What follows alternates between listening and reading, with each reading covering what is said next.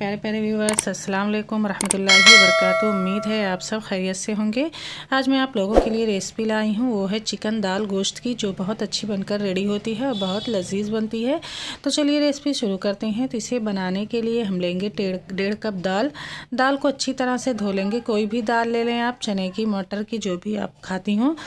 और इसमें डाल देंगे चिकन 300 ग्राम और इसमें डाल देंगे ढेर सारा लहसुन अदरक का पेस्ट। इसमें जाएगा टमाटर, एक बड़े साइज़ की प्याज।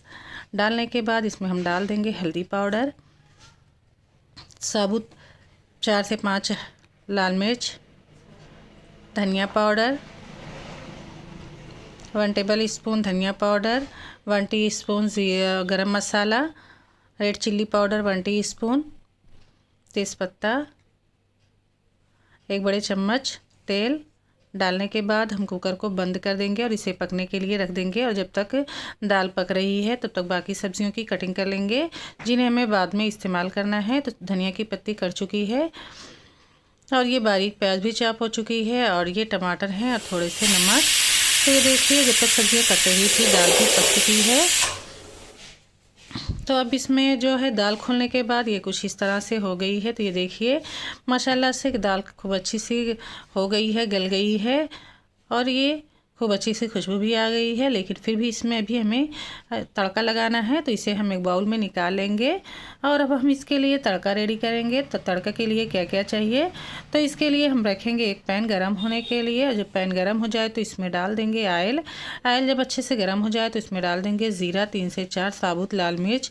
और इसमें डाल देंगे लहसुन अदरक बारीक चॉप किया हुआ, पेस्ट भी डाल सकती हैं उसकी जगह। और इसमें डाल देंगे बारीक कटी हुई प्याज चॉप की हुई। और इसमें जाएगा ये गरम मसाला थोड़ा सा।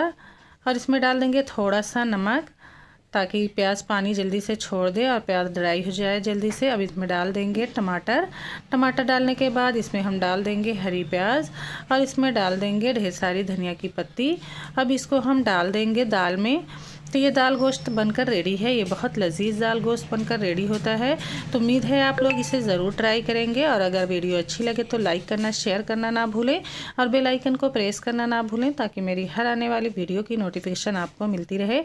हम मिलेंगे अगली वीडियो में एक दूसरी रेसिपी के साथ। दुआओं में याद रखिएगा। अल्लाह हाफिज़।